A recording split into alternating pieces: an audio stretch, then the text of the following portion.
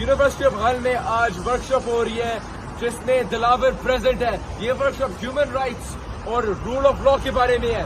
मैंने दिलावर को देखा और ये सब पब्लिक स्पेस है और मैं दिलावर को अप्रोच करना चाह रहा था ताकि मैं उनसे पूछूं कि कैसे आप रूल ऑफ लॉ की वर्कशॉप पे आ रही है और आपने पाकिस्तान में रूल ऑफ लॉ तबाह कर दिया है। और जो यहाँ यूनिवर्सिटी स्टाफ है उन्होंने पता नहीं किसके ऑर्डर्स पे, लेकिन उन्होंने मेरे और मेरी टीम पे अटैक किया। आप देख सकते हैं वो क्लासरूम है, वहाँ हो रही है अभी वर्कशॉप। उस क्लासरूम के उन्होंने अभी विंडोज भी आप देख सकते हैं बंद कर दी है। उन्होंने कर्टन डाल दी है, उन्होंने कर्टन डाल दिया और अभी आप देख सकते हैं सिक्योरिटी भी आ रही है।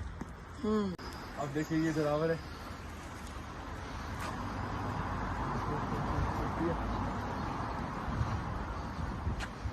पता है